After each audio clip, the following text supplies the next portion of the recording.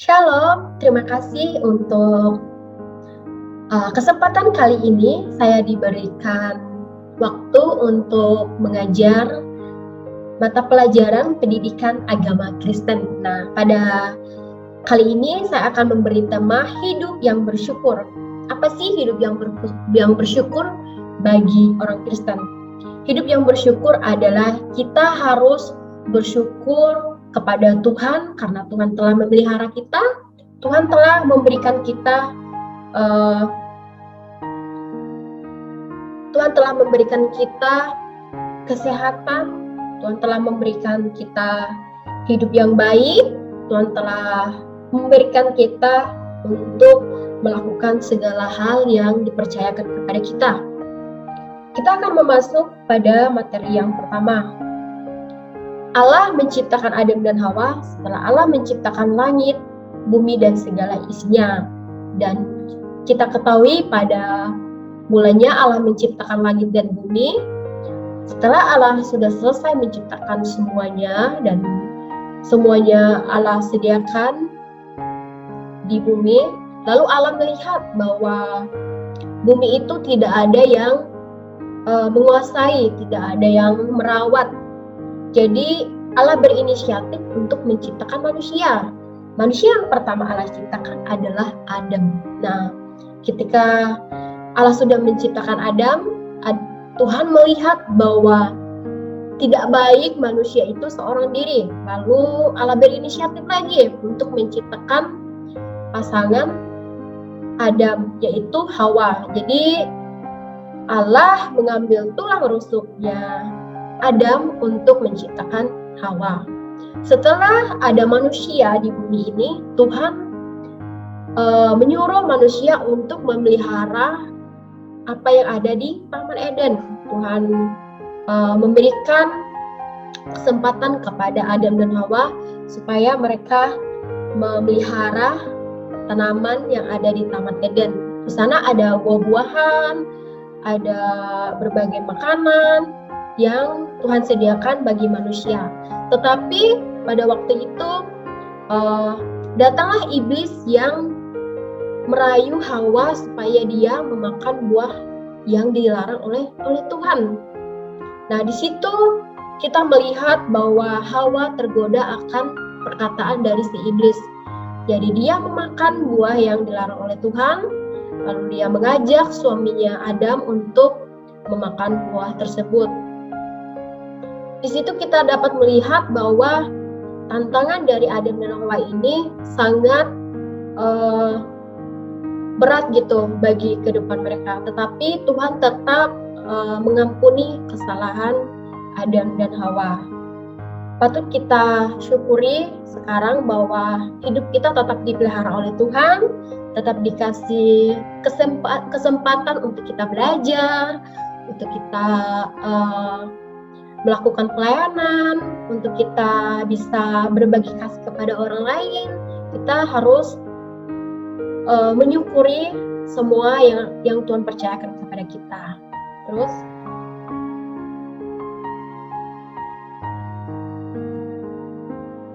di sini kita masuk ke dalam pengertian bersyukur secara alkitabiah. Pengertian bersyukur dalam kamus KKBI, bersyukur adalah berterima kasih. Nah, bagaimana sih kita harus berterima kasih kepada Tuhan?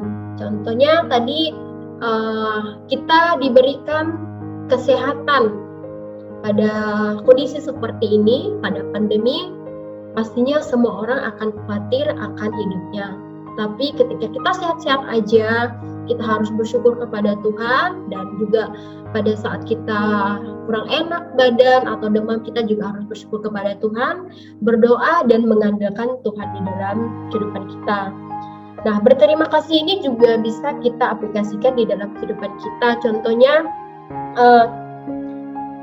ada teman kita memberikan kita makanan, kita harus berkata-kata berterima kasih kepada teman kita sebagai ucapan syukur karena dia telah memberikan kita berkat makanan, seperti itu.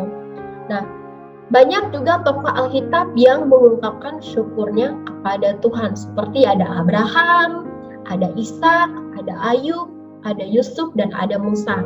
Dari latar belakang kehidupan mereka juga pernah mengalami kesulitan, mereka juga pernah mengalami rintangan, berbagai cobaan yang mereka alami, tetapi mereka tetap mengandalkan Tuhan di dalam kehidupannya. Mereka bersyukur bahwa Tuhan akan tetap memelihara mereka. Terus, kata bersyukur lebih tepat diartikan sebagai ucapan terima kasih kita kepada Tuhan yang telah menciptakan, memelihara, dan menyelamatkan kehidupan kita. Nah, kita sebagai manusia harus mengucap syukur kepada Tuhan, karena Tuhan telah menyediakan tempat yang baik bagi kita. Dia telah menciptakan langit, Dia telah menciptakan bumi ini, Dia juga memelihara kehidupan kita, dan bahkan Tuhan rela mati di kayu salib untuk menebus dosa-dosa kita. Maka kita sebagai manusia layaknya kita harus mengucap syukur kepada Tuhan, dan apa yang ada di dalam kehidupan kita pada saat ini, apa yang ada di dalam diri kita pada saat ini, kita harus bersyukur. Karena Allah ingin kita menjadi manusia yang selalu bersyukur dalam keadaan apapun. Terus kita masuk ke dalam makna bersyukur. Nah, karena bersyukur artinya kita berterima kasih kepada Tuhan. Tadi sudah Ibu jelaskan, kita harus berterima kasih kepada Tuhan karena Dia telah memelihara kehidupan kita, telah memberikan kita nafas, Tuhan telah memberikan kita rumah untuk kita tinggali, untuk kita bisa beristirahat, Tuhan telah memberikan kita fasilitas dan lainnya untuk kita pakai, tetapi kita harus mempergunakan semuanya dengan baik. Kita harus bersyukur dengan apa yang Tuhan berikan kepada kita.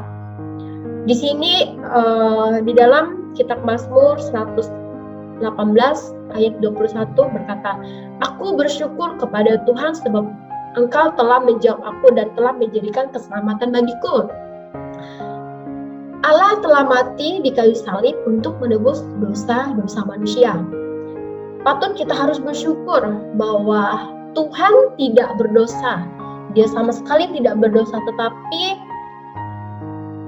Dia rela mati di kayu salib untuk menebus dosa-dosa kita, dosa ibu dan dosa kalian semua. Jadi Tuhan menebus semuanya itu.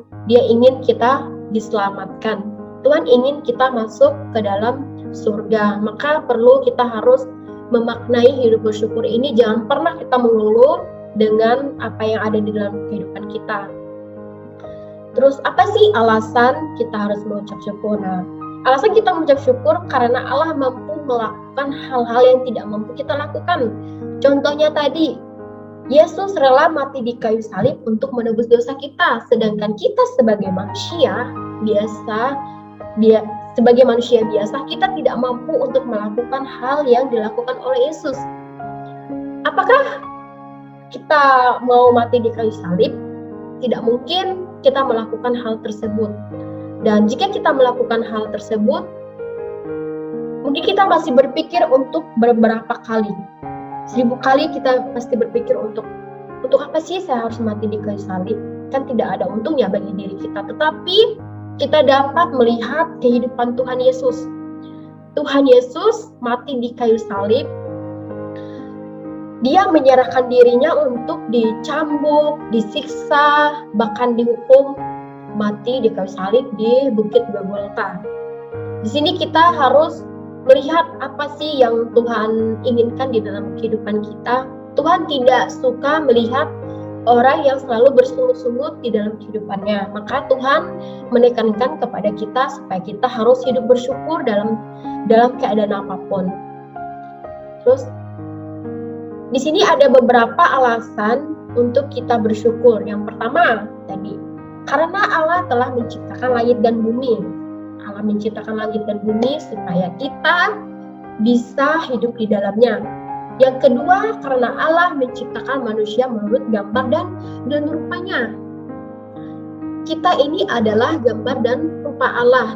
Kita juga mempunyai hati nurani, kita juga mempunyai uh, fisik yang sama seperti Allah, maka Tuhan mengkehendaki supaya kita harus hidup bersyukur di dalam kehidupan kita, karena kita adalah ciptaan yang serupa dan segambar dengan Allah. Kita tidak boleh melukai hati dan perasaan Tuhan. Yang ketiga, karena Allah memelihara perjanjian dengan umatnya. Nah, Tuhan juga memelihara perjanjian antara umatnya. Yang keempat, karena Allah menebus dosa manusia. Tadi Ibu sudah jelaskan, Allah rela mati di kayu salib untuk menebus dosa manusia. Itu Dia lakukan semata-mata karena Allah mengasihi kita. Allah menyayangi kita. Allah sangat mengasihi kita sebagai manusia. Maka dari itu, Ibu berharap kita semua harus mempunyai hidup yang selalu bersyukur, menyenangkan hati Tuhan. Jangan pernah kita mengecewakan Tuhan. Kita berusaha untuk selalu merenungkan firman Tuhan supaya kita tahu bagaimana hidup bersyukur seperti yang dikehendaki oleh Allah. Terus yang kelima, karena Allah menjanjikan hidup yang kekal bagi orang yang setia. Nah, Allah menjanjikan hidup yang kekal bagi orang yang setia. Allah akan menyediakan tempat yang baik bagi orang yang setia kepadanya. Terus yang keenam, karena Allah membenarkan manusia berdosa. Allah telah menebus kita dari dosa-dosa kita. Terus selanjutnya, bersyukur dalam senang dan duka. Nah, di sini kita juga harus bersyukur dalam senang dan duka. Di dalam Mazmur 138 ayat 1 dikatakan, "Aku hendak bersyukur kepadamu dengan segenap hatiku, di hadapan para Allah aku akan bermazmur bagimu." Di hadapan para Allah. Jadi kita harus bersyukur kepada Tuhan untuk kesempatan hidup yang Tuhan berikan kepada kita. Kita masih sehat, kita masih kuat untuk melakukan berbagai aktivitas. Apalagi di masa pandemi seperti ini, kita tahu bahwa banyak teman-teman kita yang mungkin positif COVID-19, tetapi kita harus bersyukur bahwa Tuhan masih memberikan kita kehidupan. Di dalam 1 Tesalonika pasal 5 ayat 18, mengucap syukurlah dalam segala hal, sebab itulah yang dikehendaki oleh Allah. Allah ingin kita mengucap syukur dalam situasi apapun, baik pada saat kita mengalami musibah maupun pada saat keadaan kita tidak baik-baik saja. Kalau kita lagi sedang sakit, kita juga harus mengucap syukur kepada Tuhan. Terima kasih Tuhan, Engkau telah memelihara kehidupan kita, dan kita mengucap kata-kata bersyukur kita kepada Tuhan walaupun keadaan kita sakit. Kita tetap bersyukur kepada Tuhan karena yakin dan percaya bahwa Tuhan akan memelihara kehidupan kita. Terus, nah, hidup yang bersyukur yang dikehendaki oleh Allah. Di sini ada beberapa poin, ada 6 poin. Yang pertama, berpikir dengan semestinya. Nah, Tuhan juga ingin kita sebagai orang percaya, sebagai anak-anak Allah, supaya kita harus berpikir dengan semestinya. Tidak boleh berpikir yang negatif tentang orang lain. Kita harus berpikir positive thinking. Kita juga harus percaya diri pada diri kita bahwa kita adalah ciptaan Allah yang mulia. Kita harus bersyukur pada diri kita sendiri, baik kita punya kelemahan dan kekurangan pada diri kita, tetapi kita harus bersyukur karena Tuhan masih memberikan kita waktu dan kesempatan untuk melakukan banyak hal di dunia ini. Yang kedua, berkata-kata dengan sopan. Nah, salah satu ucapan syukur kita kepada Tuhan, kita harus berkata-kata dengan sopan, baik pada saat kita berkomunikasi dengan guru, baik pada saat kita berkomunikasi dengan orang tua, sama mama papa kita, sama kakak kita di rumah, baik pun itu pada saat kita berkomunikasi dengan gembala kita di rumah, di rumah di gereja, dan berkata-kata sopan dengan orang yang kita temui di luar, di lingkungan kita maksudnya. Jadi gunakanlah bibir dan lidahmu untuk berkata-kata, untuk memuliakan nama Tuhan, supaya Tuhan melihat bahwa orang yang percaya kepadanya, yang mengerti akan firman-Nya, maka mereka akan menghayati yang diajarkan oleh Tuhan Yesus, seperti bersyukur. Kita harus bersyukur dengan apa yang ada dalam kehidupan kita. Terus yang ketiga, memiliki sikap hati yang baik. Kita juga sebagai manusia harus mempunyai sikap hati yang baik. Sikap hati yang baik saling menolong, saling membantu sesama teman. Kita harus mempunyai bagaimana sih sikap hati kita ini. Kita harus menetapkan diri kita supaya kita harus selalu berbuat yang dikehendaki oleh Allah. Kita melakukan persekutuan dengan Allah. Kita bersyukur bahwa Tuhan masih memberikan kita waktu untuk kita melakukan persekutuan dengan Tuhan, dan kita mempunyai sikap hati yang baik untuk melakukan hal tersebut. Nah, terus yang keempat, melakukan perbuatan baik. Nah, kita juga diajarkan untuk melakukan perbuatan baik, dan ini harus diaplikasikan di dalam kehidupan kita. Kita dapat melakukan perbuatan baik, menyenangkan hati Tuhan, menolong orang lain, membantu orang yang kesusahan, membantu teman kita mungkin yang lagi tidak ada semangatnya untuk bersekolah. Kita harus memberikan mereka pertolongan supaya mereka tetap ingat kepada Tuhan, bahwa Tuhan tetap menolong orang yang berpegang teguh dan mengharapkan Dia. Terus yang kelima, menghargai waktu. Kita juga harus menghargai waktu yang Tuhan berikan kepada kita saat ini. Contohnya, pada saat kita belajar, kita harus menghargai waktu. Pada saat kita belajar, kita harus sungguh-sungguh belajar. Kita harus mendengarkan penjelasan dari guru. Kita harus mengatur waktu kita dengan baik. Ada waktunya, jamnya kita makan, ada waktunya kita belajar, ada waktunya kita istirahat, ada waktunya kita melakukan persekutuan dengan Tuhan. Jadi hargailah waktu yang ada dan lakukanlah semua aktivitas yang ingin kalian lakukan dengan baik, karena kita harus bersyukur karena Tuhan masih memberikan waktu untuk kita. Yang keenam, menghargai talenta. Nah, di sini Tuhan juga mengajarkan kepada kita untuk menghargai talenta yang ada pada diri kita. Semua orang pasti mempunyai talenta masing-masing. Ada yang dikasih talentanya 2, ada yang dikasih talentanya 1, bahkan ada yang dikasih talentanya 3. Jadi hargailah talenta yang ada di dalam diri kalian ya, anak-anak. Jika kalian mempunyai talenta menjadi seorang yang cakap dalam berkata-kata, cakap untuk membuat vlog YouTube misalnya. Kalian mempunyai talenta untuk berkreasi di media sosial, untuk membangun